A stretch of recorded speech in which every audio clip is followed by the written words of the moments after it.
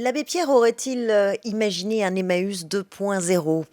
Avec la pandémie, les associations ont vu leurs dons fondre de manière drastique, alors même que les besoins se démultiplient. Emmaüs n'y a pas échappé, mais il y a chez eux une abeille qui, depuis 3 ans, produit un nouveau miel, un miel digital. Notre invitée est celle qui a fait basculer Emmaüs dans l'ère numérique. Vous êtes bien sur Way, le média de l'aventure digitale, et j'ai le plaisir d'accueillir Maude Sarda. Bonjour et bienvenue. Bonjour. Je le disais, vous avez cofondé et vous dirigez Label Emmaüs. Label Emmaüs, c'est la plateforme de vente en ligne d'Emmaüs. Et avec vous, on va voir que grâce au numérique, le monde associatif peut aussi se réinventer et se mettre complètement à la page de son époque.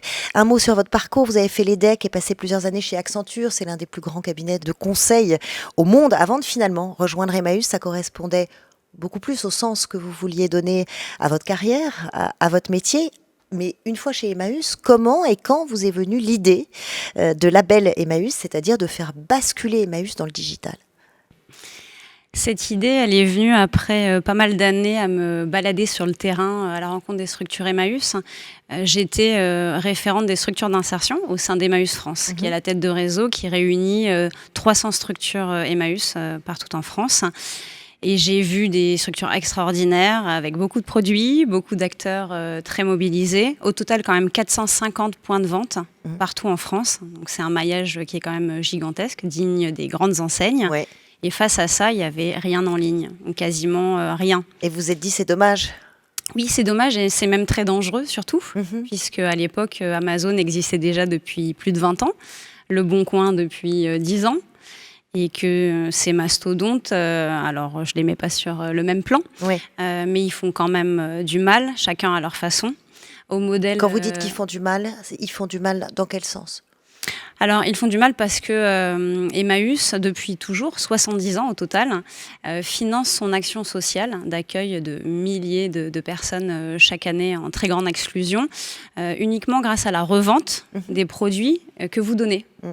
Et il n'y a pas de subvention publique, il n'y a pas de subvention privée. Donc ça, c'est un modèle économique dont on est très fiers parce que c'est ce qui nous donne notre liberté. On accueille qui on veut, aussi longtemps qu'on le souhaite, avec ou sans papier d'ailleurs, et on interpelle sur les causes qu'on souhaite. Et forcément, quand les personnes ont le réflexe de vendre en ligne plutôt que de donner, par exemple, ou quand elles achètent facilement de l'occasion sur Amazon ou d'autres types de sites comme ça, elles vont moins aller dans les bric-à-brac. Donc nous, si on n'a pas de donateurs et on n'a pas d'acheteurs, on ne peut plus aider personne. Donc vous vous êtes dit, ce fabuleux maillage et tout ce qui fait qu'Emmaüs est Emmaüs depuis des décennies va s'écrouler si on ne se met pas à la page, si on ne bascule pas dans le numérique. Après, il faut le faire. Comment vous avez fait? Alors, on ne s'est pas précipité déjà, parce que chez Emmaüs, il n'y avait aucun département des systèmes d'information. On utilisait Excel. Il n'y avait pas d'ERP. C'est difficile à imaginer. Oui, on était très très très loin. Mais on avait nos forces à nous. Déjà ce nom, Emmaüs. Quand on a une visibilité pareille, une notoriété comme celle-ci, c'est une très grande chance et ça remplace des millions d'euros en budget communication. J'ai pris une année pour étudier ce marché, regarder vraiment tous les acteurs, quel pourrait être notre positionnement, comment se différencier. J'ai cherché des partenaires, des financeurs, des solutions techniques. Mais vous vous y connaissiez en digital? Je m'y connaissais pas du tout en web, non. Mais après, j'étais consultante en système d'information chez Accenture, donc ça donne des réflexes.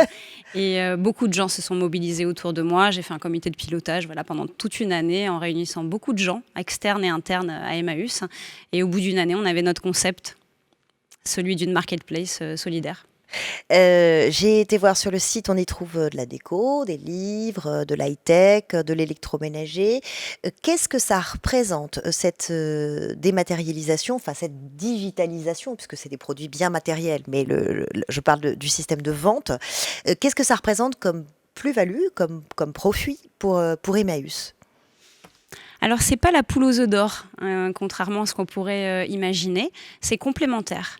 Une structure Emmaüs qui va alimenter notre marketplace, puisque les produits ne sont pas dans nos entrepôts à nous, ils sont vraiment dans le bric-à-brac. Ce bric-à-brac va avoir des compagnons qui vont se former à des nouveaux métiers. Donc, c'est surtout ça, la plus-value.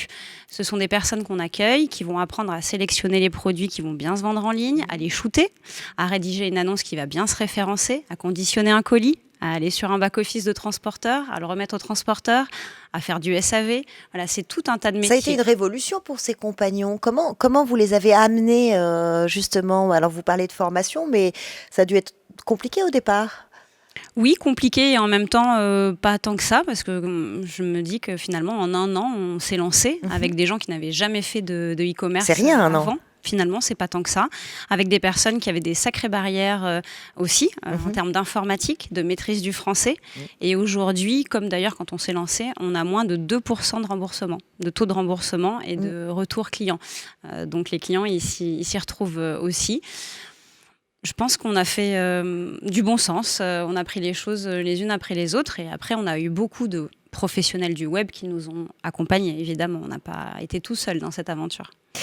Aujourd'hui, c'est un peu plus d'1 million de produits qui sont en vente. 1 128 000 pour être exact. Qui sont en vente sur Label Emmaüs. Et puis vous avez lancé dans le même temps, puisque j'ai l'impression que vous aimez aller vite, d'autres initiatives solidaires. Alors ça, c'est intéressant. Pourquoi vous avez accueilli d'autres partenaires? Racontez-moi. Alors, on s'est effectivement ouvert à l'ensemble de l'économie sociale et solidaire. Ça fait 2 ans maintenant. On a aussi bien des ressourceries en vie, des structures de la Croix-Rouge qui alimentent le catalogue. Aux côtés des Emmaüs, évidemment, c'est l'union qui fait la force. Donc c'est un hébergement, en fait. Oui, c'est la marketplace de l'économie sociale et solidaire, faite par elle et pour elle, face à la concurrence privée. Et tous ensemble, on défend des valeurs qui sont identiques. On fait tous la même chose finalement. Comment se porte le site aujourd'hui? Est-ce que vous avez atteint les objectifs que vous vous étiez fixés quand vous avez lancé? Presque. On devrait les atteindre l'année prochaine et on a un petit coup d'accélérateur quand même cette année. Il faut bien le dire, le confinement a multiplié par 4 notre activité sur certaines gammes de produits. Oui, c'est la question que j'allais vous poser. Ça a été un coup de boost. Le livre, l'high-tech reconditionné par exemple, sont des gammes de produits qui vraiment ont été boostés par le confinement. Et là, depuis la rentrée, effectivement, ça va crescendo. Donc normalement, l'année prochaine, c'est bon. On a 300 000 à peu près sessions par mois, par exemple, pour donner un ordre de grandeur. Et je pense quand on en sera 400, 500 000, on sera à notre point d'équilibre. Objectif 3 millions de chiffre d'affaires, c'est ça? Oui, ouais, à peu près. Ça suppose, vous venez de parler d'une demande qui avait augmenté avec la crise sanitaire. Ça suppose une énorme logistique. Vous avez une plateforme de 1800 mètres carrés qui est à Noisy-le-Sec, 130 000 livres par exemple. Comment c'est organisé et en quoi le digital peut permettre une meilleure gestion et un développement de cette activité? Alors le livre, c'est un très bon exemple, puisque on stocke à Noisy-le-Sec dans le 93 les livres que les espaces de vente physiques n'arrivent pas à écouler. C'est environ 30 millions de livres qui sont donnés à Emmaüs par an en France. Et il n'y en a qu'un tiers qu'on arrive à écouler dans les espaces de vente. Le reste, ça part dans des bennes au recyclage. Bien sûr, on ne jette pas, mais bon, c'est du recyclage. Nous, on récupère ces bennes et dans ce qui partait avant au recyclage, on arrive encore à en sauver 1 sur 2. Grâce au canal du e-commerce. Grâce au digital, oui, c'est ça. Vous allez lancer une nouvelle plateforme, Tréma? Tout à fait. D'ici la fin de l'année, Tréma va sortir. Donc, c'est un nouveau site et ça sera le premier site de financement participatif par le don d'objets. Alors, ça existe, on connaît KissKissBankBank, par exemple. Alors, KissKissBankBank, donc c'est le même genre de site, c'est-à-dire qu'il y a des projets chez nous de solidarité à soutenir, mais au lieu de donner de l'argent, vous allez donner un objet. Mon canapé, j'en ai plus d'utilité, je vais m'en débarrasser. Je prends une photo, je crée une annonce, très simplement, comme je le ferais sur Le Bon Coin ou sur Vinted.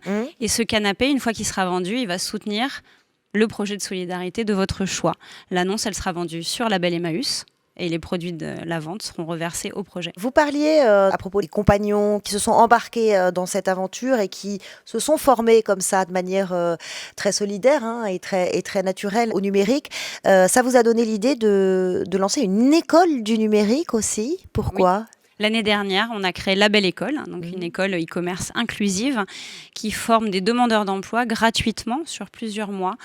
Pourquoi ? Parce que le e-commerce est un secteur en tension qui recrute énormément. On a bien vu que les compagnons Emmaüs savaient très bien faire ces métiers avec l'accompagnement qu'il faut. Donc notre pari, c'est de former des demandeurs d'emploi à ces métiers. Et l'insertion, ça ne doit pas être réservé à des métiers comme l'espace vert, le BTP, les services à la personne. Les personnes peu qualifiées académiquement, avec un bon accompagnement, une bonne formation, elles peuvent se former. Elles peuvent tout à fait rentrer dans ces métiers. Et il faut que le numérique s'ouvre à d'autres profils. Ouais. Vous avez d'autres projets digitaux encore, puisque vous en avez un à la seconde, j'ai l'impression. Alors là, il est plutôt physique. En fait, notre autre projet en cours, c'est une nouvelle plateforme logistique dans le Sud-Ouest. D'accord. Quand vous porter un regard sur ces 3 dernières années, ça a été vite, La Belle Emmaüs. Vous vous dites finalement le digital, le numérique au service d'une entreprise solidaire, d'un projet solidaire avec les valeurs dont vous parlez. C'est quoi pour vous ? C'est une fierté, c'est un accomplissement ? La réunion de ces deux... C'est une grande fierté, oui. Je pense qu'on est tous très fiers dans cette équipe et chez Emmaüs en général d'avoir un modèle économique qui crée de la valeur avec des personnes que la société rejette, avec des produits qu'on jette. Et on prouve que même sur un secteur ultra concurrentiel comme le e-commerce, on peut créer de la valeur autrement en se basant sur la solidarité, le réemploi, le partage des richesses aussi et du pouvoir puisqu'on a une coopérative. Ça, c'est un fondement très important de notre action. Vous dites que vous croisez beaucoup de gens sur votre route qui se posent des questions, tout simplement, sur le sens de leur vie. Est-ce qu'ils sont à leur place ? Est-ce qu'ils sont finalement dans le bon métier ? Vous avez écrit, parfois, je me demande pourquoi moi, j'ai même parfois le syndrome de l'imposteur. Je me conforte en me disant que ça marche, mais je n'ai pas rêvé d'être entrepreneuse. J'ai pas grandi dans un milieu familial où les gens ont fait de grandes études. Vous pensez que c'est ça aussi qu'il faut savoir dépasser, si vous regardez votre expérience personnelle, de dire aux entrepreneurs aujourd'hui, en fait, si, allez-y, osez. Oui, à condition d'avoir trouvé son moteur. Ouais. Moi, je l'ai trouvé avec Emmaüs et c'est ça qui m'a donné des ailes. Mais oui, évidemment, il ne faut pas se laisser abattre. Il faut trouver le sens à donner à son entrepreneuriat. Je ne crois pas à, effectivement, entreprendre pour entreprendre. Entreprendre pour entreprendre, non, mais le digital au service d'une entreprise qui a du sens, oui, tout à fait, au évidemment. contraire. Il faut utiliser les outils qui s'offrent à nous, quels qu'ils soient. Et vous les avez utilisés vite et bien. Longue vie à la Belle Emmaüs. Merci beaucoup, Maud Sarda, d'être venue nous expliquer et partager avec nous cette formidable initiative. Merci infiniment. Merci. Au revoir. Allez hop hop hop mon JPEG, on se dépêche, on a de plus en plus d'abonnés, il faut que le studio soit nickel pour la prochaine vidéo.